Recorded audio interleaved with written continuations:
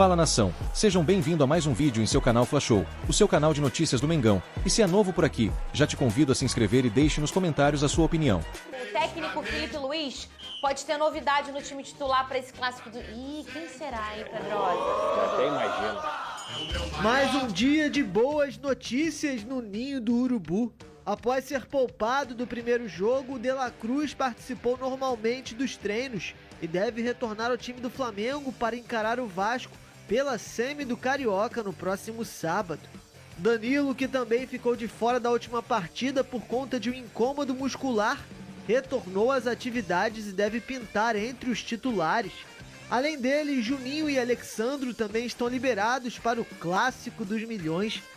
Para a partida, mais de 11 mil ingressos já foram vendidos, um número maior do que a quantidade de torcedores presentes no confronto de ida.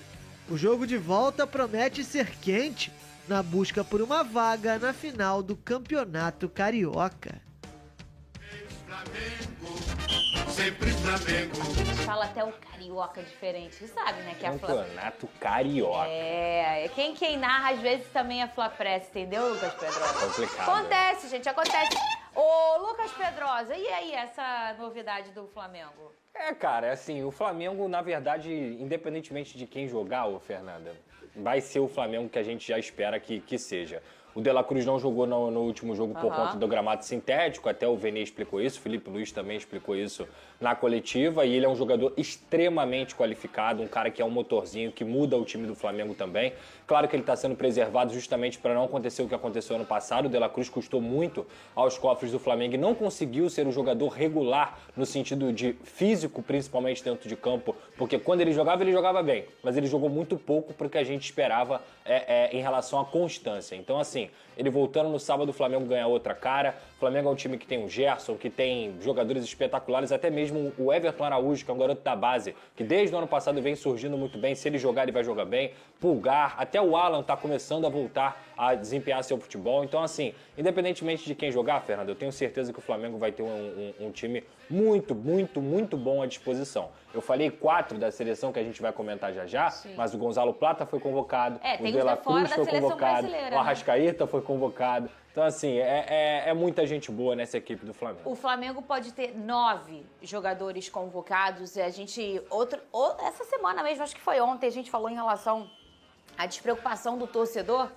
Porque se antigamente, pouco tempo atrás, o rubro-negro ficava, puxa, agora a gente ficou sem o Bruno Henrique, ficou sem o Arrascaeta, não há tempo de lamentação, sim, porque existem peças valiosas. E aí, para esse jogo contra o Vasco, você podendo ter o retorno de um Danilo, de um Alexandro e de um Juninho, olha a potência desses 3 jogadores, ô Pedrosa, sim, a potência de que já tem no elenco do Flamengo, e foi o que a gente até falou em relação agora ao torcedor do Vasco, né? A gente fala que com um torcedor carioca é difícil, o cenário é difícil, mas não é impossível. O torcedor do Vasco tem que ter a fé, a esperança dele aí e as boas notícias de ontem em relação ao jogo do Nova Iguaçu. Mas esse time do Flamengo tem elementos muito poderosos. A gente falando de um Danilo e eu já falei isso várias vezes aqui, eu sou muito fã do futebol do Danilo. Eu gosto desses jogadores com experiência e que conseguem fazer uma mudança de cenário, não só técnico, mas também mental, o Lucas Pedrosa. O Danilo no futebol brasileiro, ele é muito acima da média. Hoje, se a gente for pensar em seleção, eu acho que tem outros jogadores na frente dele, mas em relação ao futebol brasileiro, e ele jogando no melhor time do Brasil, com um treinador que entende e o entende completamente dentro de campo, o Danilo é um cara inteligentíssimo. Ninguém passa pelo Manchester City, pelo Real Madrid, pela Juventus, pelo Porto, sem ser um grande jogador.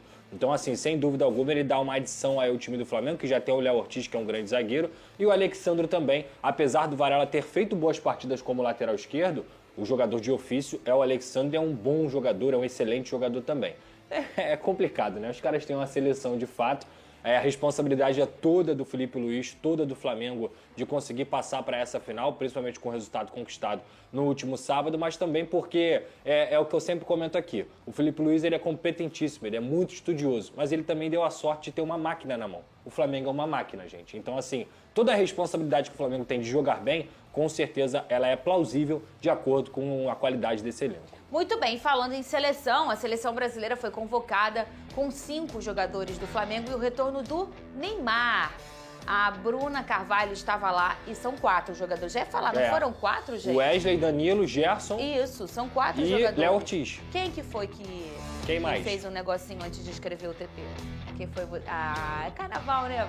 É carnaval. Tá, tudo bem. Tá tudo certo. Tá tudo bem. Entendeu? Deve ter um ex-Flamengo aí na lista também. O Vinícius Júnior. Tá explicado. Foi Sabia, foi uma prévia complicada. Entendeu? Você tá me entendendo? E o Neymar também, gente. Olha, o homem tá voltando pra seleção. A Bruna Carvalho tava lá e conta. O técnico Dorival Júnior anunciou o nome dos 23 jogadores que vão defender o Brasil pelas eliminatórias da Copa do Mundo de 2026. Vamos à lista. Foram chamados os goleiros Alisson, Bento e Ederson, os defensores Danilo, Gabriel Magalhães, Guilherme Arana, Léo Ortiz, Marquinhos, Murilo, Wanderson e Wesley. André, Bruno Guimarães, Gerson, Joeliton, Matheus Cunha e Neymar Júnior no meio-campo. E Estevão, João Pedro, Rafinha, Rodrigo, Savinho e Vinícius Júnior para o ataque. A maior parte hoje atua em times da Europa. 7 jogam no futebol brasileiro. 4 deles, inclusive, no Flamengo. E o Wesley sendo convocado pela primeira vez. A seleção brasileira se apresenta agora no dia 17, em Brasília. O próximo jogo é no dia 20 de março, contra a Colômbia, no estádio Mané Garrincha, em Brasília. Depois, no dia 24, eles já viajam, fazem o último treino e tem o segundo jogo marcado para o dia 25, em Buenos Aires, contra a Argentina. Muito bem, ela comentou, a Bruninha, que em relação ao Wesley, né, a primeira convocação dele para a seleção principal, e aí a gente tem a reação do jogador quando ficou sabendo que foi convocado. Cadê? Olha aí, ó. Wanderson, do Mônaco, e Wesley.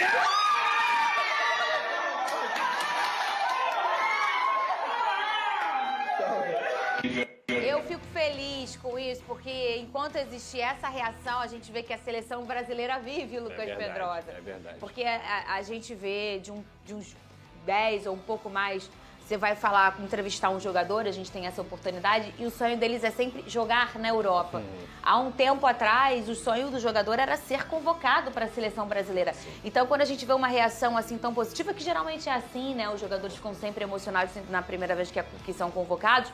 Eu fico muito feliz, todo mundo sabe como eu gosto da seleção. Agora, ô Pedrosa, tem algum nome que você achou que devia estar aí, não tá? Ou você concordou com tudo do Dorival? É sempre difícil concordar, né, gente? Porque...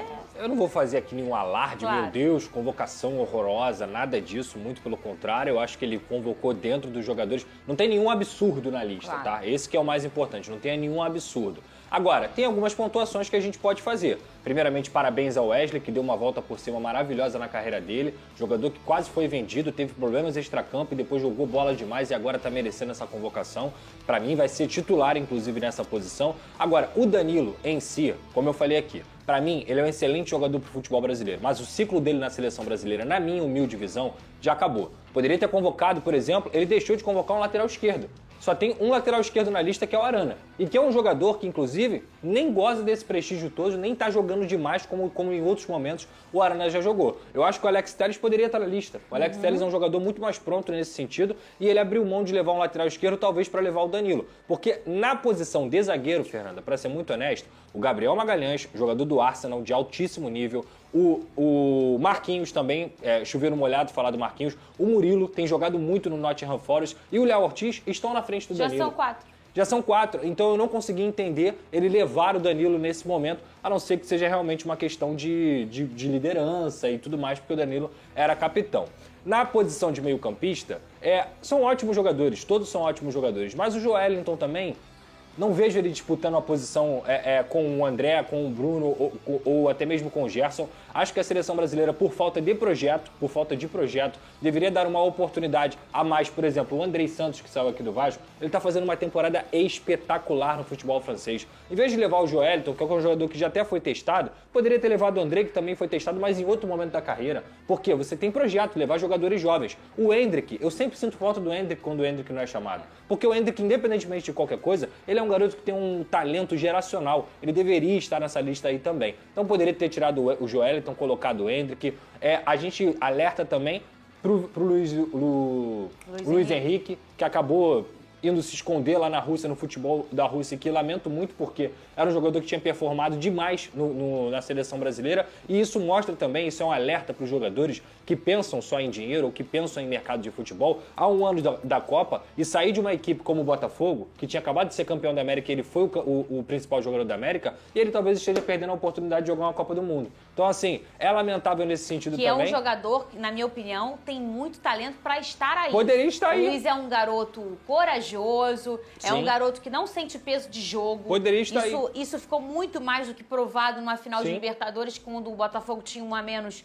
E ele foi o homem da final. Sem dúvida. Sofrendo pênaltis, fazendo gol com um jogador a menos. E jogou muito na seleção, jogou Fernanda. muito na seleção, exatamente. Então, assim, não levar o Luiz Henrique, infelizmente, não dá nem pra chamar de erro, porque ele tomou uma decisão na carreira dele, na vida dele. Então, assim, de forma geral, a convocação é boa. Eu só pontuo essa questão do Danilo, que pra mim não deveria ter sido convocado. O Joelinton, eu trocaria o Joelinton pelo Endrick. Eu acho que a gente precisava do Endrick, e isso se chama projeto. É maturar jogadores jovens e nesse sentido de experiência de seleção brasileira. Não é só levar quem vai dar resultado esportivo. Porque resultado esportivo, Rodrigo, um dos melhores do mundo. Vinícius Júnior, o melhor do mundo. Rafinha, um dos melhores do mundo. Neymar também vai jogar com certeza. O Matheus Cunha fazendo uma ótima temporada pelo Wolverhampton lá na Premier League. O João Pedro também pelo Brighton jogando muito. Savinho, titular do Manchester City. Então, assim, cara, a seleção brasileira tinha que ter projeto. Eu sou a favor de levar mais jogadores jovens para que tenham projeto. Se a gente for pensar na Espanha, na Alemanha, na França, que ganhou as 3 últimas Copas aí, são seleções que fizeram o projeto de Copa do Mundo. Coisa que o Brasil já não faz há muito tempo. E assim, o Brasil tinha uma máxima em Copas, que o 23º jogador era sempre um garoto super jovem, mas grande, como você falou, né? Geracional, né? Sim. Um cara